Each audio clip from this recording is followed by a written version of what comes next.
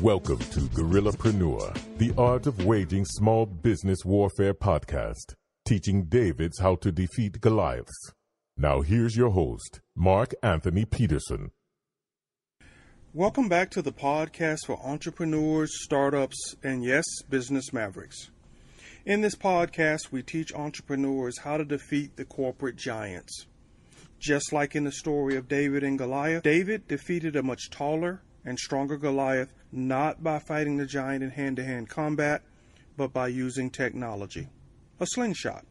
The slingshot allowed the smaller David to attack from a distance that minimized the advantages that Goliath had over the smaller David. My name is Mark Anthony Peterson, and I am a serial entrepreneur and managing executive at Cyril Consulting, a leading small business strategy and technology consulting firm.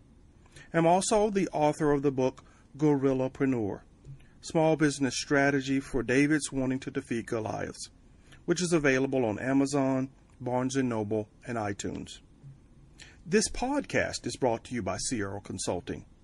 An idea can launch a business, a strategy can take it global. During episode 4 of our podcast, we introduce you to Tracy and Kelly Wright, co-founders of the Atlanta-based Two Dough Girls. Now, in my mastermind interviews, I seek out business mavericks who integrate guerrillapreneur principles into the core of their business model.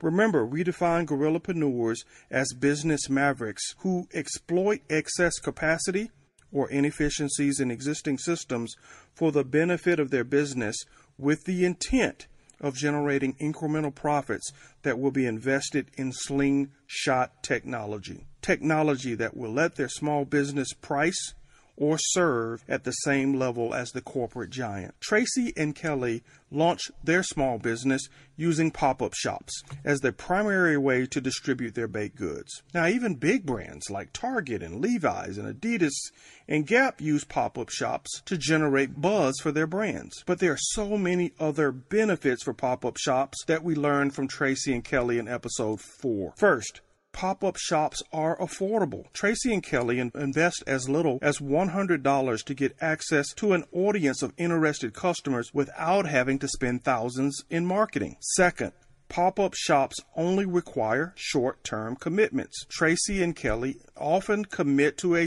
single day when they sign up for a pop-up shop. Third, pop-up shops let you test an area or a market before you have to commit to a long-term strategy. Fourth, pop-up shops may help you launch your online business. Tracy and Kelly mentioned that they often meet customers at pop-ups events who become repeat buyers through their website. Now, before you launch your business, consider using a pop-up shop as part of your soft launch before you commit to a full-scale rollout. If you missed Tracy and Kelly's story, please check out episode 4 on iTunes or Podomatic, or even go to our website, Cyril.com. And while you got your browser open, go ahead and type in Two Dough Girls and order some of those great donuts, muffins, or cookies. Well, this month, we have another exciting mastermind interview, and we continue in the food and beverage area. I traveled to Chattanooga, Tennessee to meet with the internet startup Too Good Cocoa and interview their chief tasting officer, Megan Waddell. They have launched an internet business, Too Good Cocoa, that is socially conscious, and they make gourmet cocoa. But before we jump into that mastermind interview, let's discuss what's new in Guerrillapreneur News. Guerrillapreneur News about the sharing, gig, and circular loop economy that is expected to grow to $57 billion by 2025.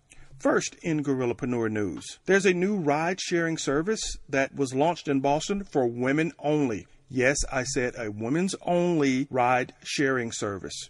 On March 1st, Safr initiated its consumer rollout of their women's-only ride-sharing platform. That's women riders and women drivers. And they launched in the Boston market, and they expect to roll out in other major cities later this year. Safr, which is SAFR, their mission is to empower women to participate more fully in the $9 billion ride-sharing economy. Now, why would an all-female ride-sharing service be necessary? Well, here are some facts that might set you straight. Currently, women only make up a quarter of the total drivers with the existing services like Uber and Lyft. And those who do drive, they make 34% less than their male counterparts.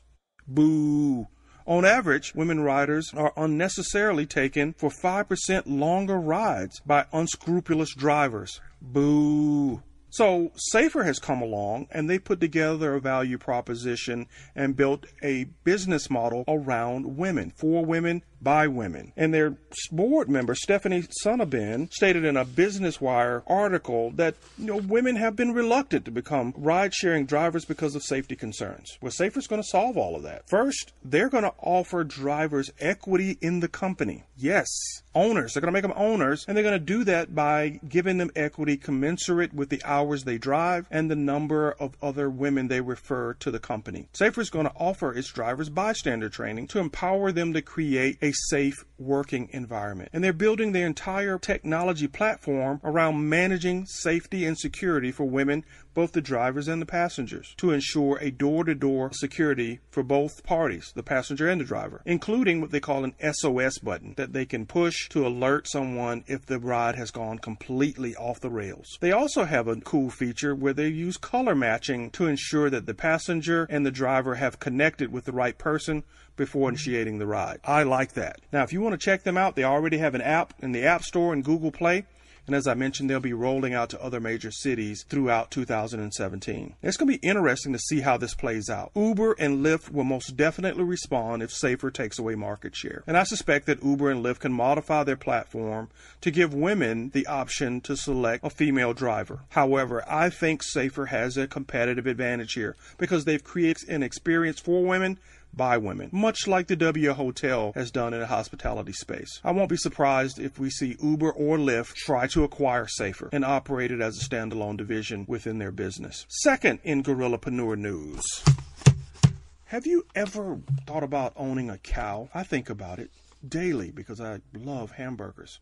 But for you, you may be like the rest of the folks in the U.S. who just want better beef. They want grass-fed beef, and that's a growing trend that's driving more people to look to local ranchers to get their meat. And that's been a difficult process. And so startups like Crowd Cow have made it easier for you to own a cow with your friends and buy exact cuts of high-quality, sustainable meat directly from the farm. Now, Crowd Cow touts itself as being the only brand in the world that provides direct access to local ranchers with the greatest level of transparency around how that cow is treated. Ethan Lowry, the guy that was behind Urban Spoon, is the guy behind Crowd Cow. And he was inspired to launch this business when he found out a number of his friends were buying directly from ranchers, but they were struggling to make payments and schedule deliveries. So he launched Crowd Cow to make that a lot easier. Now, he may be on to something because this market has grown from about $3 million in 1990 to $2.5 billion.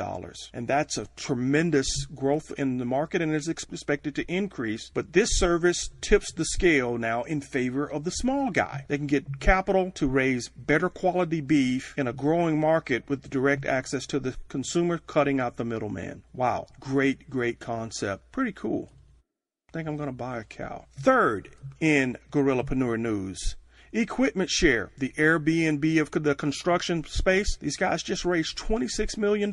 They closed that in a Series B round, which follows on the heel of a Series A round, which just closed a year ago. And these guys help contractors rent out underutilized equipment from their fellow contractors. They've really stepped it up in their business by launching a new component to their business, a telematics system for the contractors called ES-Track. And it allows them to gather a lot of data about the equipment that they have under their management. They can tell whether it's parked, whether it's being used on a job or rented out. Well, this market is just exploding.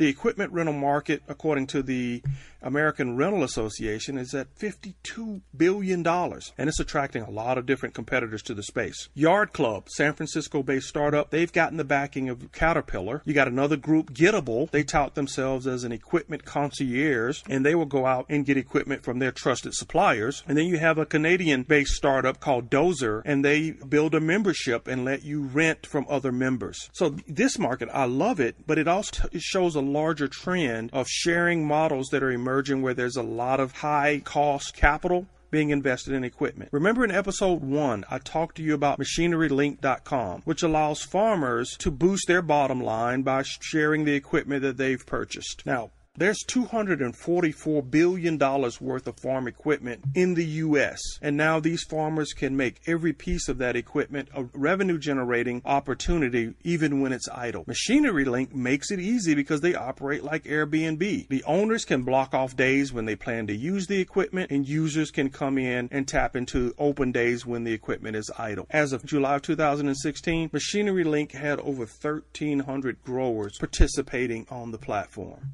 Cool. Really, really cool. So as we look out there at other high-cost, underutilized equipment, there's going to soon be a market around it. Now, we've talked about farms and equipment and all kinds of stuff that would lead you to believe that the sharing economy is just for the average Joe. No. The rich and famous have decided they want to get in on this too, and they want to share their stuff with other rich people. Boo. And a handful of companies have jumped in to make that possible. Invited Home. These guys are offering a collection of posh 10,000 square foot homes in places like Maui, Lake Tahoe, and Santa Barbara. And the homes range in value from $1 million to $20 million. ThirdHome, these guys are based out of Brentwood, Tennessee. They facilitate swaps. So if you're rich and you have a great home, you want to swap with another rich person with a great home, ThirdHome is helping you do that. These guys have approximately 8,000 properties in 80 countries with the average home value of about $2 million on their platform.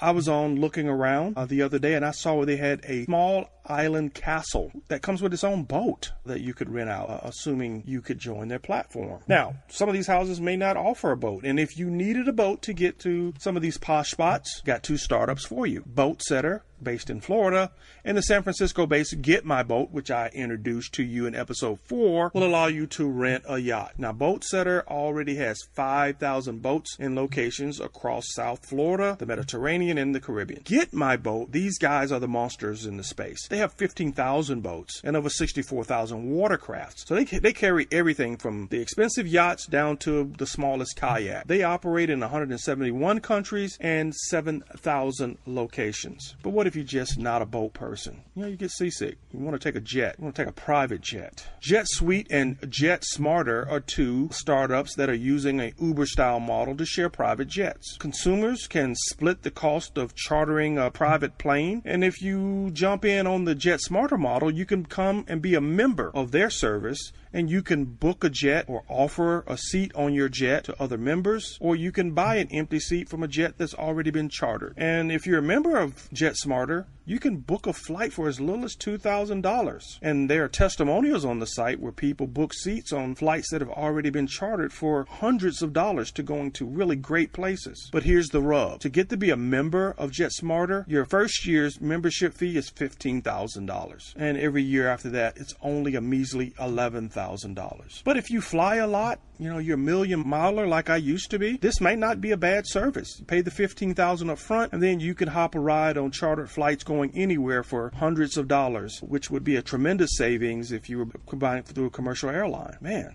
this is great. This is going to really save the rich a lot of money. Cool. Now it's time to transition to the Mastermind interview with Megan of Too Good Cocoa. I traveled to Chattanooga, Tennessee to meet with her and talk about the business that she and her twin sister Jessica started in July of 2016. Welcome to Guerrillapreneur. Perfect. The Art of Waging Small Business Warfare podcast.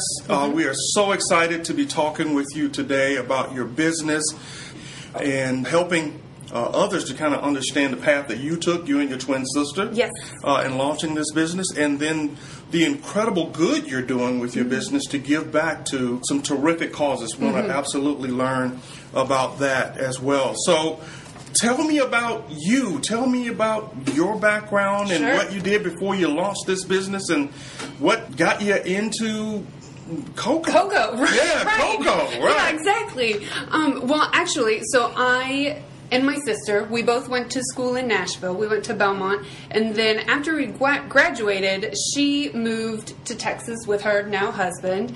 And so I kind of stayed behind. I got involved in a franchise there on the corporate level and learned business basics in terms of, food costs and ROI and marketing and all that stuff. So at the time, I didn't realize how much I was actually learning. But then back last year, it was probably, I'd say, October, we have a friend who owns a pumpkin patch. Her family owns a pumpkin patch, which is obviously seasonal. They do it in the fall. They knew that my sister, who is a genius in the kitchen. I mean, she creates wedding cakes and birthday cakes, and I'm sure her children are going to get spoiled because they're going to be used to these elaborate birthday cakes. But so she's great in the kitchen, and her friend said, hey, can you just make some cocoa? We just want some cocoa to sell because the weather's cold and people are asking for like a hot beverage. And Jessica said, yeah. And so she created a few flavors, and they went over really well. Jessica looked at me and she said, I think we could probably sell these.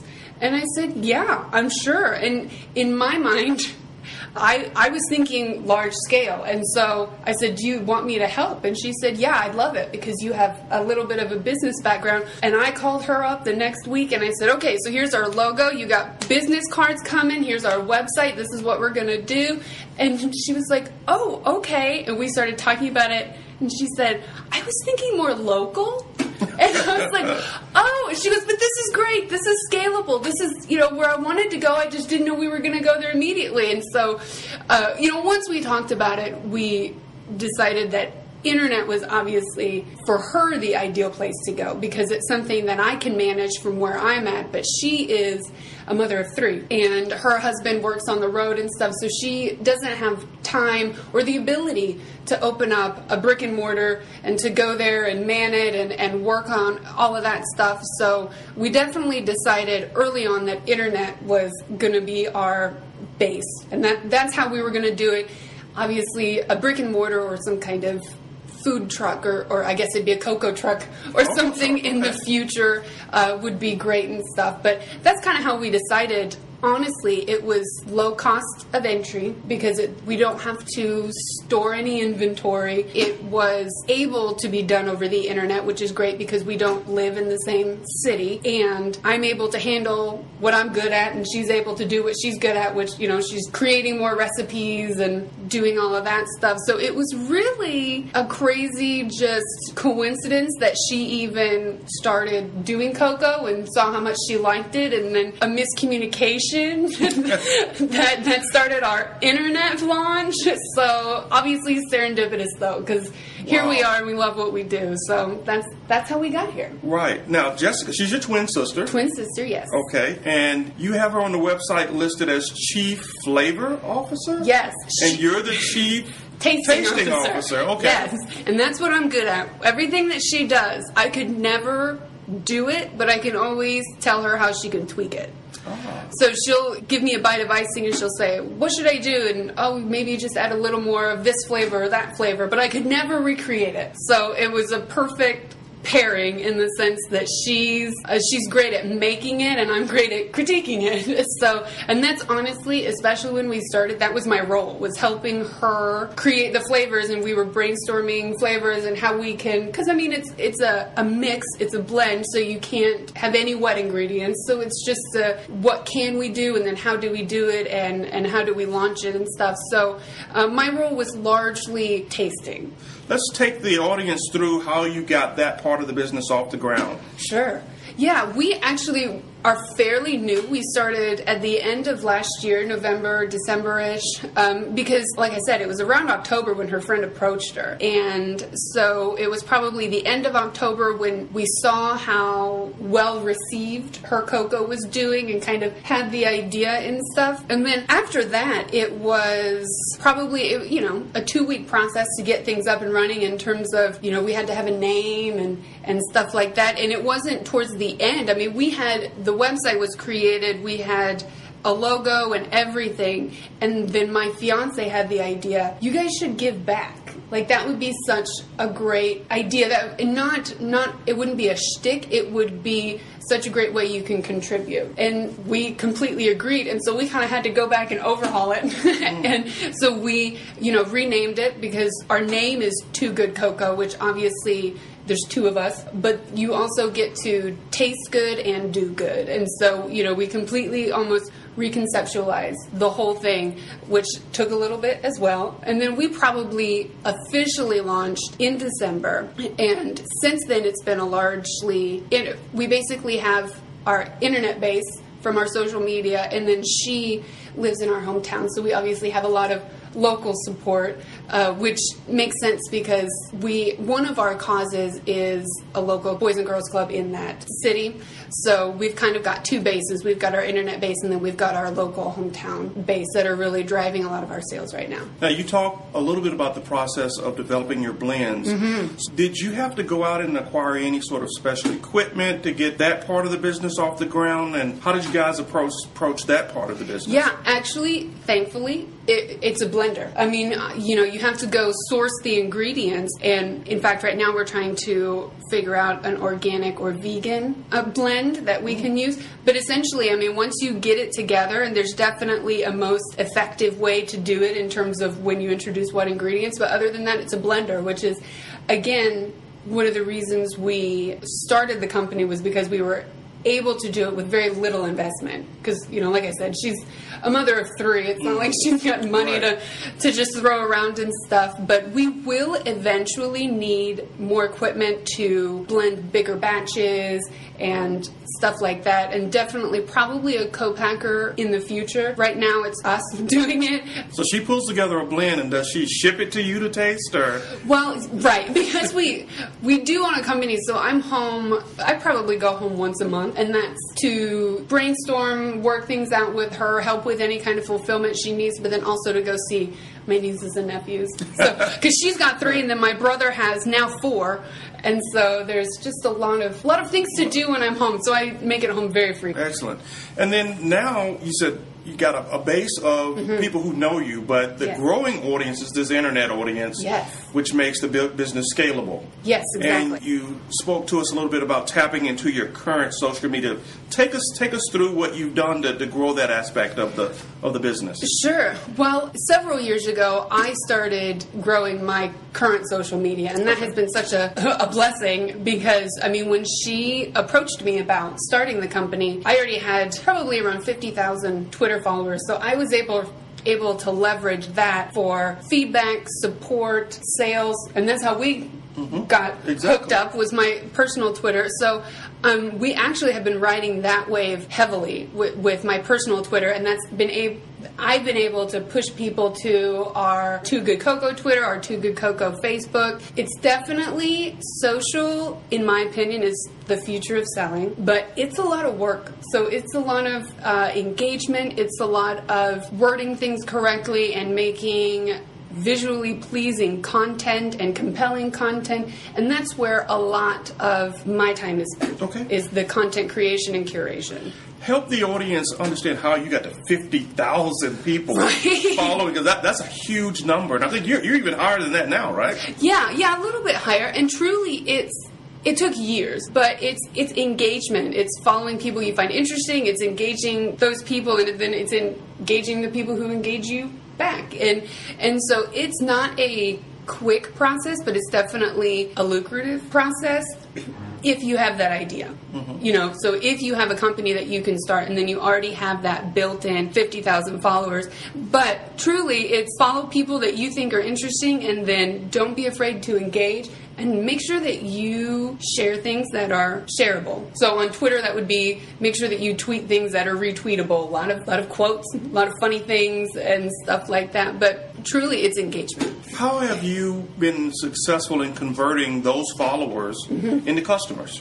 Yeah, I think the charity aspect helps to initially just almost warm them up to us. I've gotten a lot of feedback on my personal account of people who love the concept of giving back and that their purchase is going towards not just charity, but a charity that they get to choose from. And they love that idea. I've gotten personal messages on Twitter, oh, my son has autism and we love the fact that we can get a great product and help that cause. And autism is one of our causes.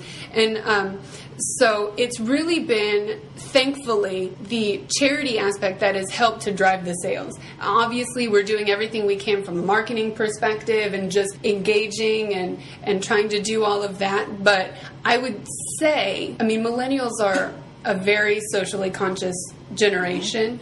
And so if you can work some kind of aspect of that into your company, people will respond to it and people will want to support you. And I think it's a great idea for business. I think it's obviously a better idea for the world and, whatever charities you choose and stuff. But truly, it's been the charity aspect that has really encouraged people to go ahead and buy and just try it out. Give us an example of a campaign that you've run using the charities that you support that have been really successful in converting some of your personal followers into company customers.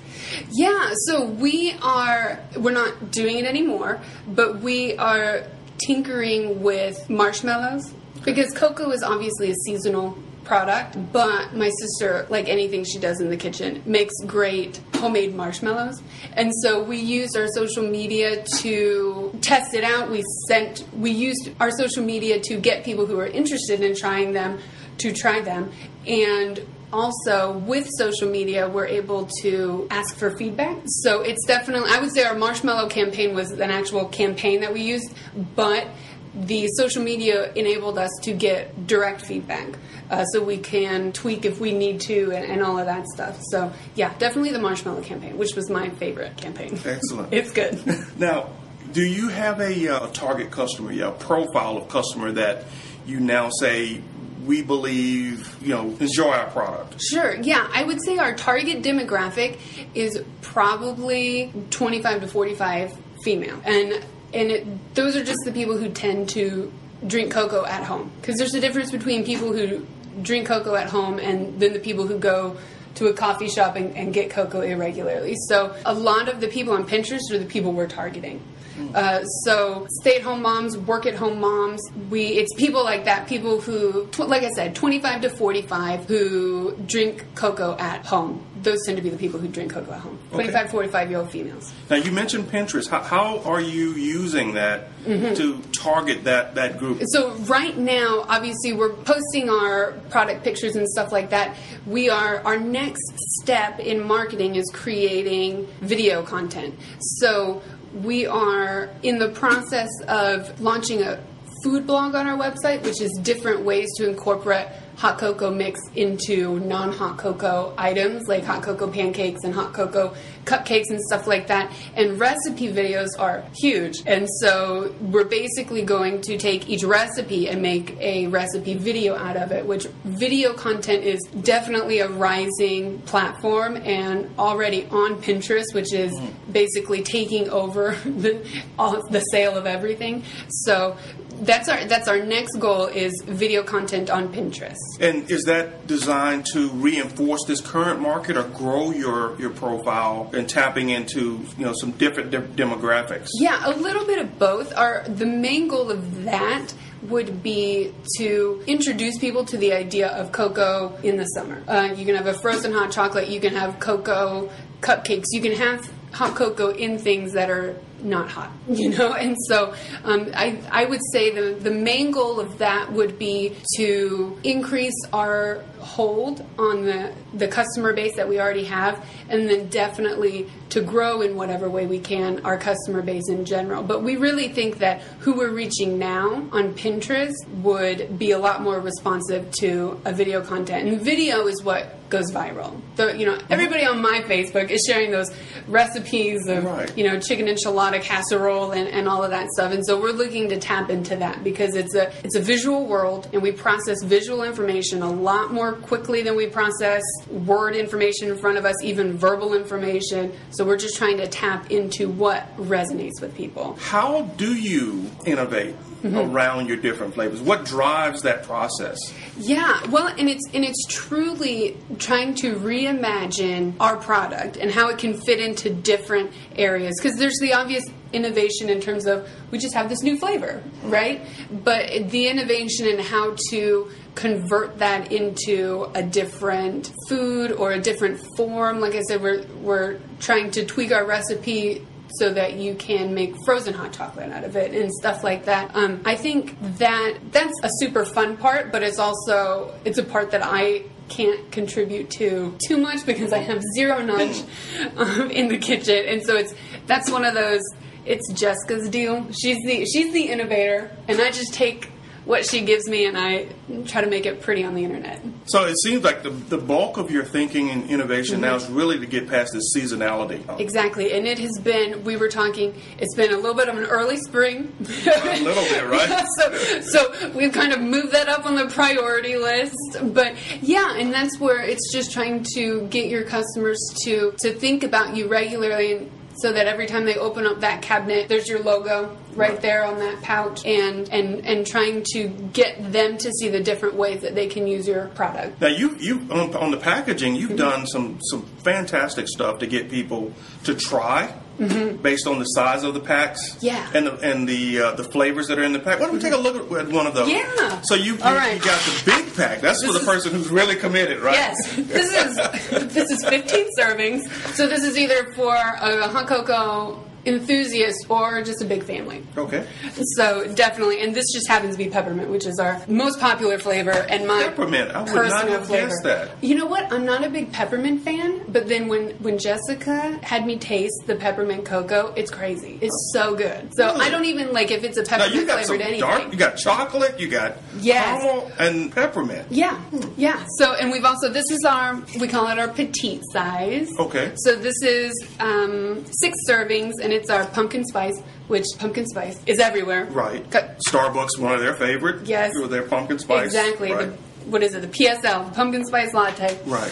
And then we have a sample pack. And so it's about 3 servings in each one of these. But what we do is we give you one of these for each flavor. So you can kind of just see which one you like the best and then reorder 15 servings of it. Right. But honestly, my favorite part of the packaging is on the back. We have a little sticker and we tell you what your purchase went towards. Because you get to pick out, at checkout, you get to pick out one of 5 causes.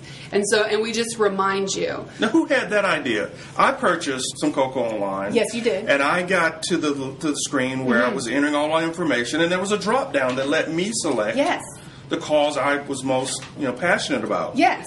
And that, like I said, that was my fiance's idea. He said, you guys need to give back to charity. So I guess actually now that we're talking about it, it was probably a combination of all 3 of us, because it evolved after that into one charity, multiple charities. Let's just let them choose, And so that was probably actually my favorite part of developing the business, was researching all of the charities, and we really got to pick the one that resonated with us the most in terms of, for hunger. We partner with an organization that not only feeds people who need food, but then they also go into farms across the nation and teach about food waste. And then they take that food waste and they use that in their efforts to feed people. So we've got a lot of organizations like that do a lot of, they try to work on prevention and support for the cause. You've created a very efficient business that utilizes a tool that gives you a lot more ability to scale than, say, businesses 20 or 30 years ago. Oh, yeah. To be able to do this from your home without having a storefront, and taking that savings and putting it right back into the business and growing. That's exactly, and that's why we're able to do it, because we don't have the overhead of a brick and mortar shop. We don't have to deal with right now payroll, because it's my sister and I, which is perfect. So yeah, we definitely, I guess, pass those savings on to the customer in terms of they get to choose where their donation is going to go, essentially. And to me, that I love that. Good. Yeah. I've been around these types of businesses, the sharing and gig and model type businesses, and that is such a cool aspect to take that savings and say, let's do some good with it. Yeah, and it helps. You were talking on your last interview with the two dough girls. Right. There are some days when you're just like, why am I doing this? Right. But when you have an aspect like this to your company, it makes it so much easier to snap out of those funks. So with a business like yours, it certainly seems important to get your current customers to keep buying. Yes. How are you managing your win-back campaigns? Right. And so I would say the very beginning, we try to stay in touch with them. We send a shipping confirmation email. We send a follow-up survey email. We have a subscription. We have an email subscription list that people can subscribe to, so we can touch and touch and touch. And then we do have, I wouldn't say it's a drip campaign yet. That's kind of the goal, but just reminders where when we do get that food blog up, when we do have that video content, we can share it with these people who have already bought, so that, because we know they already bought it once, and from their survey responses we know if they liked it or not, and so then we can teach them how to reinvent the blends into other parts of their culinary experience. And so it's really I guess the goal in the immediate future is to create a drip campaign so that when we do have the food blog and the video content, that we can share it. And that's, I think, one thing about social selling is repurposing your content, because more than likely you're not going to reach one person on every platform. So if you've got an Instagram and a Pinterest and a Twitter, you repurpose that content. And if you've got a subscription list, you repurpose that content so that you can pick up the people that might not have seen you on any of those other platforms. And so that's kind of our goal, is to make sure that everybody sees at least one version of our content. For the newbies out there to marketing, give them a quick definition of drip campaign. What do you mean by that? Yeah, so for us it's going to be an email campaign we're trying to touch them. In our case, it's going to be about every 2 months. And so it's going to be a reminder. It's going to, depending on what cause they chose, it's going to talk about a cause, maybe a related charity. We try to sprinkle in things that are not just product focused. On our social media and all of that, we try to not just try to sell. We have, on our Facebook, we have a Friday highlight, which is highlighting a business or a cause that's doing good and stuff like that. So in our drip campaign, it's going to be a combination of product-centered emails and then volunteer/charity-centered emails. Basically, we'll touch them about every 2 months and just try to get them back. And if we do already have them back, if they're a repeat customer, just to stay out in front of them. So that, I think the saying is, your name has to be in front of somebody 7 times before they really even remember it if somebody else brings it up. So we're just trying to hit that 7 times so that, if somebody says hot cocoa around one of our customers, they're going to be like, hot cocoa, let me tell you. Right. So. Are you using any tools now that monitor visits to the website? And what are you doing to capture emails for the email list? Right. So we used Wix to build our website, and they have analytics in terms of who's on your website right now. We have the option of chatting with anybody on our website, and it tells us weekly visits, monthly visits, all of that. Obviously, Google Analytics for anybody who wants to get into the thick of it and stuff like that. So we didn't have a whole lot of funds to start this, so we're really taking advantage of the free tools that come with it, which are, it's 2017, you can start a business for close to nothing, right, and do very well, and have your analytics and know where to go and what to do, and you're not shooting in the dark, and it's great. I mean, it's a great time to be alive, I guess. It is, absolutely. Yes. And for the audience, at Wix.com, Wix.com. Yes.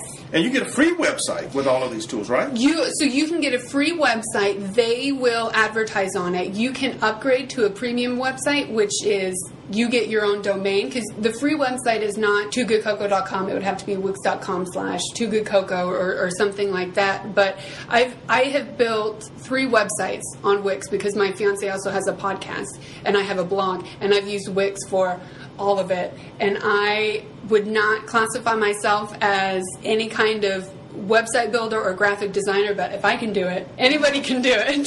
Take us through the analytics. How are you using the analytics? Right. Just to give the audience a sense of how easy it is to take some of those tools and turn it into real customers. Sure. Yeah. And well, one thing it's great for is when you do a campaign, when you do introduce a new flavor and stuff, do your visits spike? And it's basically whenever you start, you can first of all see on the day which day is most popular. Did it correspond with this Twitter post, that Pinterest video, stuff like that? So it really allows you to pinpoint, because we schedule all of our social media using HootSuite, which again is free. And so we know exactly when we posted things. And obviously we did a little bit of research in terms of the ideal time and stuff to post on which platforms and stuff, but we know exactly when we posted something, so we can go back and see, well, we had this spike, which is great. What is it correlated to? And so you do more of that. Right. And then if you have something that really fell flat, then you don't do more of that. Right. And it's truly at the very nascent stage of analytics. You just use it to see what worked, and then you do more of it. And that's how we're using it right now. Perfect. Yes. Let's go one more level deeper. Okay. Okay, so HootSuite, for the audience out there, yes. HootSuite, Hoot like the owl, HOOT, suite.com. Again, a free tool that lets you yes. manage your social media platform, post in multiple places with a single piece of content. So you take that, you know the analytics, and then you say what? What do you do with that after you start with HootSuite? Yeah, so you can, on HootSuite, you can post using up to 3 social media platforms. So we can quickly schedule our posts, and then we know when we posted. And actually, HootSuite has a feature where you can auto schedule, which means they will post it when they think is the best time. But then we can go to our Wix, either website or app, which is linked into Google Analytics, and we can see, following that tweet, post, pin, whatever, kind of the website traffic, and we can kind of see how it's doing. And actually, a lot of platforms provide free analytics. I mean, Twitter provides free analytics. Pinterest provides a little bit of analytics. Instagram provides analytics. If you sign up as a business, a lot of times each platform will provide you with free analytics, and you can take that and you can see, and they will even a lot of times point out what's working. It's essentially, we're trying to grab from other companies that we love and the certain aspects that we like, and we're trying it out. If it doesn't work, or if there's no way that we can really fit it into our model or our social model, then we just move on. Yeah, and that's perfect. It's being back in a laboratory.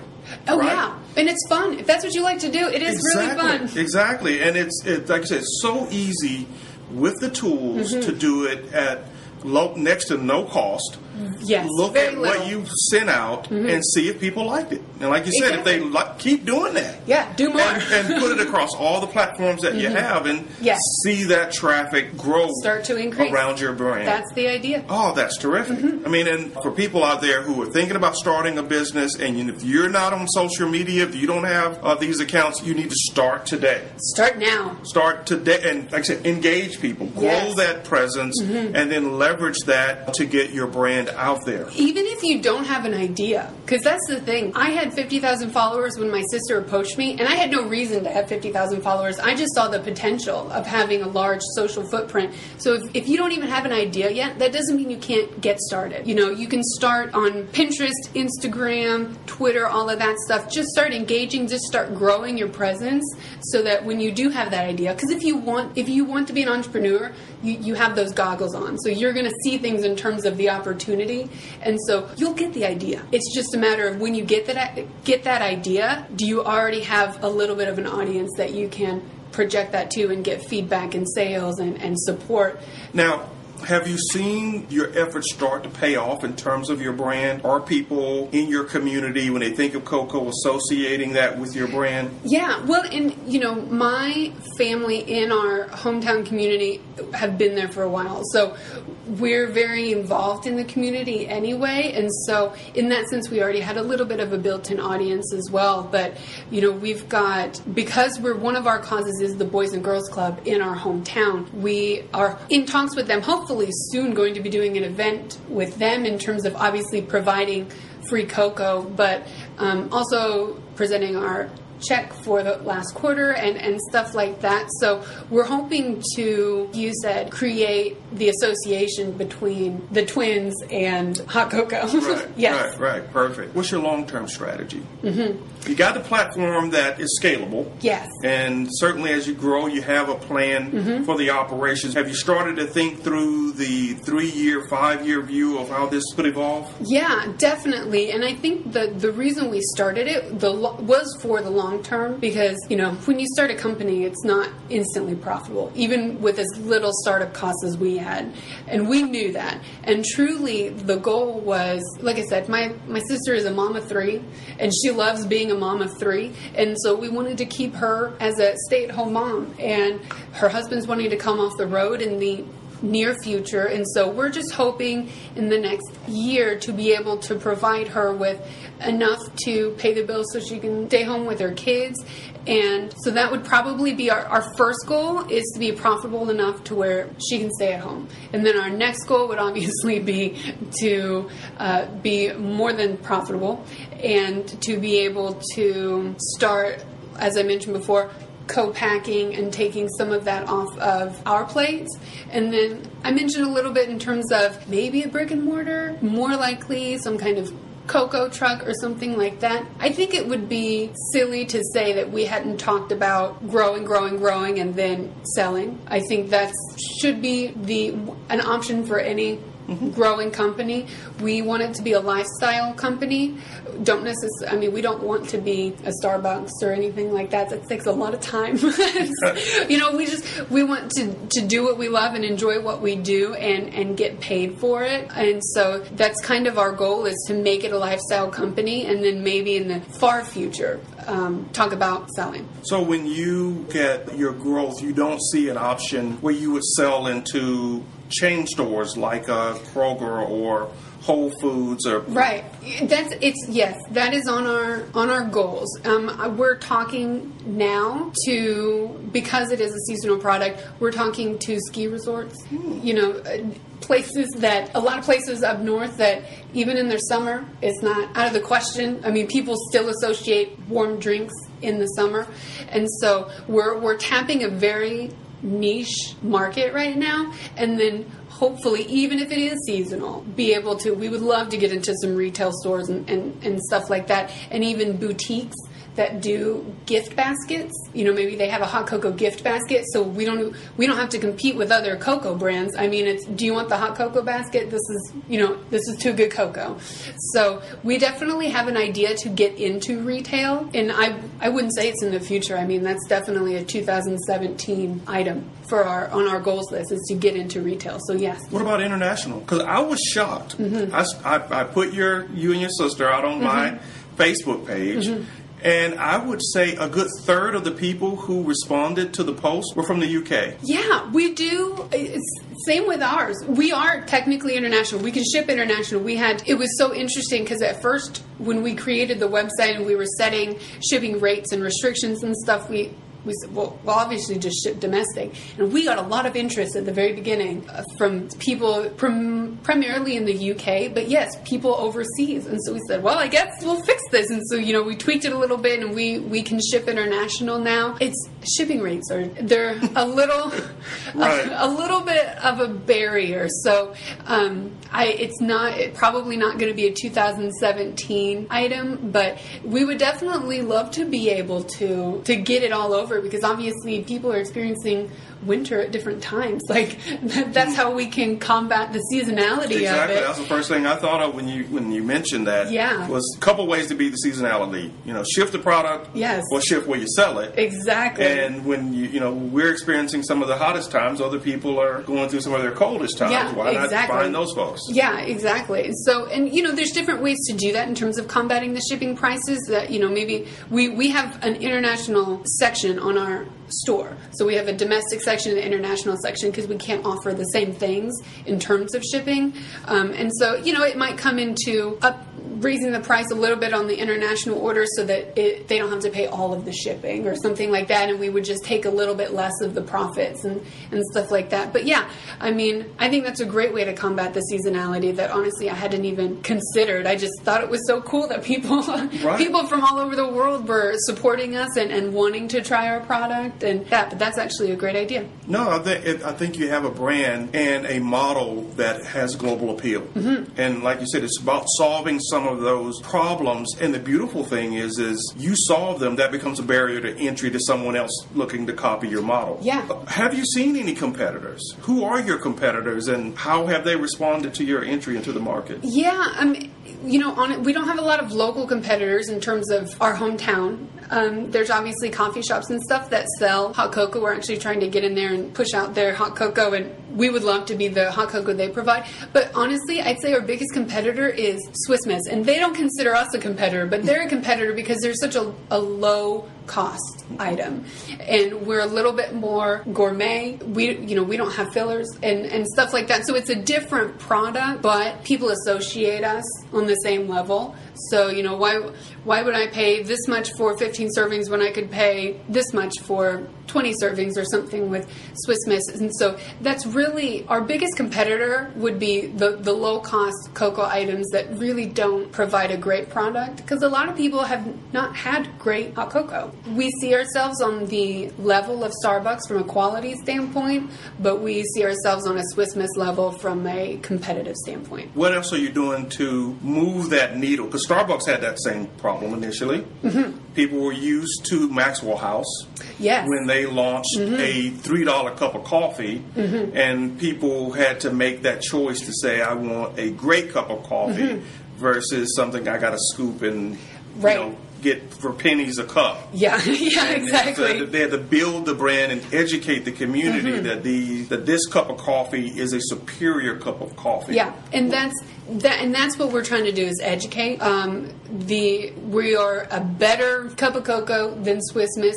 but also is it just the ingredients that you would say that make you better, or is it is a certain aspect to your product that you can say side by side, this is a better product than Swiss Miss? I definitely think from an ingredient standpoint, for sure. From a taste standpoint, from a quality standpoint, we try to go with high quality ingredients, and Swiss Miss is more about quantity than quality. Mm-hmm. But I think that, we're definitely trying to educate. But I think one of the reasons Starbucks was what they did so well was truly brand themselves and not their product. And so they have merchandise, they have, their rewards programs and stuff like that. And so that's kind of where we're trying to go, is merchandise and promoting the brand. Right. Not just the product, but the brand. Yeah, they were selling an experience. Exactly. Right. People show up at Starbucks with a laptop and they're there and work on their novel because that's where you're supposed to go to do those things. Yes.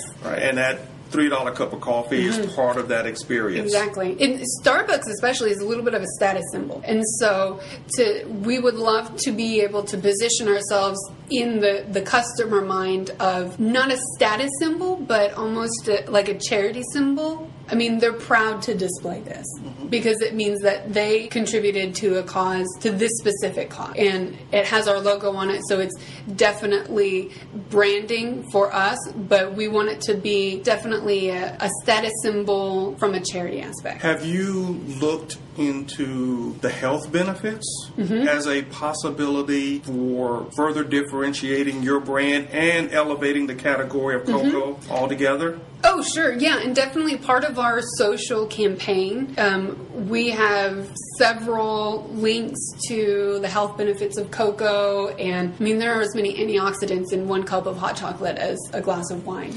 That I did the research on this, and it blew me away. And I am not complaining. the Mayans had something when they came up Yes. with this drink because it had, great taste, Yes. but has many antioxidants as a glass of wine. Yes. Right? And it's, when you're thinking about a candy bar, from a nutritional perspective, it's better because it doesn't have, the calories or the drawbacks that a candy bar would have. Sure. And then I also found out it's great for blood pressure. It is, yes. And actually, it's pretty good for cholesterol as well. And you're not selling that? Oh. I mean, like I said, with great ingredients, in our pure campaign. ingredients, you can sell that every day. Yes. But I worked a little while at General Mills, and I was there during the time when oats were marketed being good for your heart. Yes. When we started marketing the oats as a way to improve heart health, the brand exploded. The demographic changed overnight, and the benefits created a halo around the brand that separated it from other cereal. And I was just completely shocked by that we were able to open up some different channels, use radio to kind of talk to men and drive time coming home on sports stations. And say, hey, you're struggling with your heart health, you need to be eating this for breakfast. You need to be eating it for lunch and dinner. And they were. And I'm going, wow, that's, so it gave me a different perspective on how our brand that had started pretty much as a kid cereal could expand outside of its normal demographic. Yeah. But more importantly, put that halo so that when you start looking at other price-sensitive products relative to Cheerios, which was a premium product, you could sustain that pricing. Yeah. So when I started doing that research, I was like, wow, that needs to be a big part of the I cocoa. love using it as a campaign because, like I said, it's part of our social content. Right. We definitely talk about it and stuff, but I love using the idea of it as a campaign and maybe even having almost like a healthy line of products. Oh, I can see it right now. You Somebody drinking cocoa out of a wine glass. Oh. Because you basically tell them, substitute this instead of wine and save your life. Yeah. And it's exactly same thing. You're getting the same benefits. Same benefits, right? And I love it. And then with all the other products that you're talking about innovating around, that gives you some year-round reason to always come back to cocoa. Sure. Yeah, I agree. And then, thinking about it, I mean, people have chocolate protein shakes. So if we perhaps make a chocolate protein hot cocoa. Yes, for people who work out, market that to the gyms. I'm loving it. And we did something similar with this campaign we were talking about. Once we figured out the heart healthiness, we put together little sample packs and even little kid packs, and we just went around to all the doctors and said, okay, you deal with a lot of male clients. Give these out to your male clients and let them try it out. Tell them it's good for their heart. Yeah. And we gave those doctors, hundreds of packs. And, it initiated trial for us because, like you said, we touch you 7 times. We've established some brand identity with you on this particular topic. And whenever the doctor starts saying, hey, you need to think about your heart and your cholesterol, the guy goes, hey, I remember something about that Cheerios in the heart. I know what I can do. Right. Yep. So it just gave a lot of different ways to dynamically grow the brand. It opened up a whole new level of marketing for us. Yeah. Minneapolis is a place you need to be. It is cold there many months out of the year. That's so true. And they need to be the cocoa capital of the world. Yes. That's not a bad idea. No, it's not. All the places up there. Like I said, we're looking into ski resorts and just kind of the upper half, not even the upper half, the upper third. In terms of, that's obviously the cocoa season is going to be a lot longer there.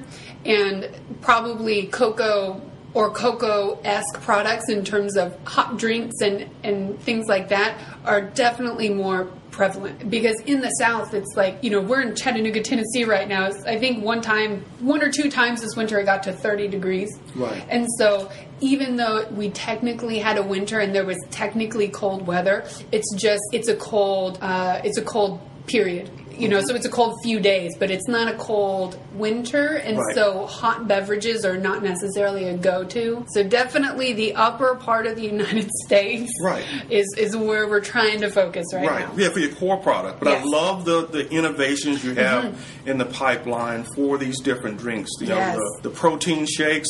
Yeah, I'm loving that. I mean, University of Tennessee, you can imagine the football team coming out on the field after. Yes, I can. Drinking one of those protein shakes. I definitely can. There you go, absolutely. Not only will they perform better, but they have great heart health. Yes, I know. I'm loving this. No, it's beautiful with the options. And this is what I love about business and love about the time that we're living in that these sort of ideas won't take 10 years. Oh my gosh. You got the tools, the resources as a small business person to get them out there. It's not going to take 10 years and it's not going to take $10,000. Right. I mean, it's instant and easy. Right. I love it. And you got quick feedback, like you said, using the analytics and say, we're on to something, but how do we tweak it? How do we get it better? How do we refine the message and then get that campaign back out there? Yeah, exactly. Well, this is all fun. Tell me about your worst day, though. Oh, because people got to know that this is not always cocoa and roses. It's not. It's not. Definitely. I mean, there are days, energetically, everything just goes wrong. And specifically, there just happened to be a day something was wrong with the website that we were trying to figure out. People could not check out, and then happened to be on that same day, other orders had gotten there that were either incorrect or they were damaged in some way and stuff like that. And it just happened. Everybody has those days where, you can handle one or two things, but then every once in a while, everything comes crashing down at one time, and it's just customer service, it's product quality, it's all of that stuff. And we've had one or two of those days that it's definitely not a why am I doing this, but a whole I'm ready for this day to be over kind of mindset. But like I said before, truly just knowing that you're doing good, because part of the everyday is dealing with the product quality and customer service and stuff, but also part of every day is promoting the charities you're working with, promoting good causes, talking with the causes that you're in touch with and stuff like that. So there's always that positive side that you are working with on a daily basis, and that always kind of pulls you through. You mentioned that customer service. How do you handle those customers who may not have gotten the optimal experience? Because I think the audience needs to know that you're running a total business. Yes. It's not just put the cocoa in the box and then it's over with. Oh my you got gosh. the back end Everything. and the follow through. You mentioned you have a survey to kind of make sure that because that's part of the brand. It is. So how do you handle those? It just obviously as nicely as possible, but then part of our brand is really kind of this quirky, fun idea. And so, in our survey, we use a lot of emojis and talk about being so totally happy and stuff like that. So we try to embody that in our customer service as well. And so it involves a little bit of humor. Obviously, we try to overserve when we correct. And so, if something came and the top was busted open, we're going to send you two, or we'll send you your original order and then a sample of another flavor so you can try something else for free and stuff like that. So there's the obvious general, just being a decent person when somebody calls to complain, but then you try to over-deliver on your correction. You overcorrect for sure, and then you try to handle it in a little bit of a humorous way. Perfect. That to me, when at my last startup, when we started to see the customers come on board, that's where I spent all my time. Good. That first year is just sitting and working with the customer service team, because that's where things can go off the rails. Yes. Your brand can really run into a ditch when you don't have the follow through on the back end to make sure that the people who represent the brand when the sales go out look like the people on the front end that sold it. What I mean by that, look, sound, say the same message all the way through, so that experience starts to turn into brand identity. Exactly. And I feel like customer complaints are really where you can get your biggest advocates. Because I know that I've ordered something from a new company and it came damaged, and so I called, and just the way they handled it, I was more likely to suggest them to a friend because of the way they handled my complaint, and because it was so great and they over-delivered on the solution and stuff like that. And I really think that you can turn customer complaints into customer advocates. And it's just with that, because these people who have had a negative experience are getting a lot more in-depth of an experience with you than somebody who everything was fine. They got their shipping confirmation email, they got the cute follow-up survey and stuff like that, and then they're part of the campaign and stuff, but they don't necessarily call and talk to somebody. And so I really feel like complaints are a vital and important role in your entire brand, because that's where you can really convert people into advocates for you and not just customers. Now, your best day. Tell us about your very best day. You know what? It was the day that we made a sale that was not personal. So obviously when we launched, we had a lot of people who probably felt obligated to buy cocoa, and so a lot of friends and family and stuff. And I remember calling Jessica and I said, I think we got our first stranger order. She said, what? And I said, yeah. And because this had been followed by, obviously she doesn't know everybody I know, and I don't know everybody she knows. So there'd been a first time I'm like, I think we got our first true order. And she's like, no, that's my husband's friend. And so it was the first time that we got our true order. And so it made us feel like a legitimate company. Like we have an actual customer now, not somebody who feels obligated to buy from us, not somebody that we like guilted into getting some cocoa and stuff. And it was just the first super positive, I guess, time that we felt legitimate, and we felt like, okay, so this can actually work.